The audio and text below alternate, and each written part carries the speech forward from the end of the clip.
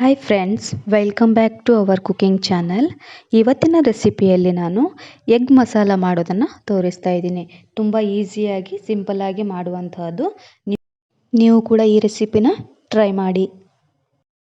ಇಲ್ಲಿ ನಾನು ಎಗ್ ಮಸಾಲ ಮಾಡಲಿಕ್ಕೆ 4 ಬೇಯಿಸಿದ ಮೊಟ್ಟೆನ ತಗೊಂಡಿದ್ದೀನಿ. ಅದನ್ನು ಸಣ್ಣದಾಗಿ ಕಟ್ ಮಾಡ್ಕೊಳ್ತೀನಿ. ನೋಡಿ, ಈ ರೀತಿಯಾಗಿ ಸಣ್ಣದಾಗಿ ಕಟ್ ಮಾಡ್ಕೊಳ್ತೀನಿ. ಎಗ್ ಮಸಾಲ ಮಾಡಲಿಕ್ಕೆ ಕಡಾಯಲ್ಲಿ ಎಣ್ಣೆ ಹಾಕ್ಕೊಂಡಿದ್ದೀನಿ. ಎಣ್ಣೆ ಬಿಸಿ ಆದಮೇಲೆ ಜೀರಿಗೆ ಹಾಕ್ಕೋಬೇಕು.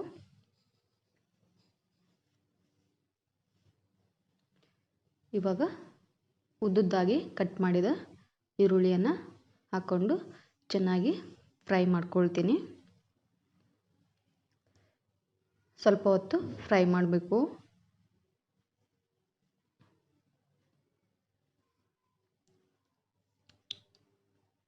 ಇವಾಗ ಒಂದು ಕ್ಯಾಪ್ಸಿಕಮ್ನ ಸಣ್ಣದಾಗಿ ಕಟ್ ಮಾಡಿ ಹಾಕ್ಕೊಳ್ತಾ ಇದ್ದೀನಿ.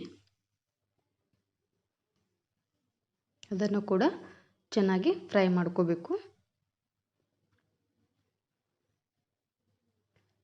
ಇವಾಗ ಅಚ್ಕಾರದ ಪುಡಿ, ಗರಂ ಮಸಾಲ, ಇಲ್ಲಿ ಎಗ್ ಮಸಾಲ ಕೂಡ ಹಾಕೋಬೋದು ನೀವು, ನಾನು ಹಾಕ್ಕೊಳ್ತಾ ಇಲ್ಲ. ಅರಿಶಿನ ಪುಡಿ ಹಾಕ್ಕೊಂಡು ಚೆನ್ನಾಗಿ ಮಿಕ್ಸ್ ಮಾಡ್ಕೊಳ್ತಾ ಇದ್ದೀನಿ.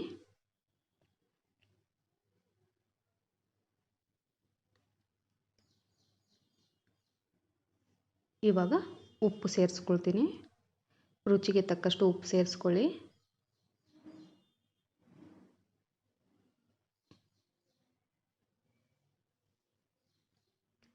ಸ್ವಲ್ಪ ಶುಂಠಿ ಬೆಳ್ಳುಳ್ಳಿ ಪೇಸ್ಟ್ ಹಾಕ್ಕೊಳ್ತಾ ಇದ್ದೀನಿ.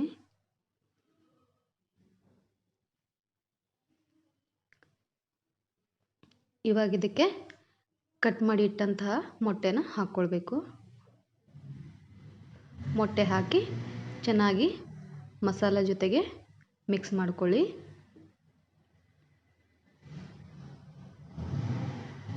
ಇದನ್ನೇನು ಜಾಸ್ತಿ ಬೇಯಿಸೋದು ಬೇಡ.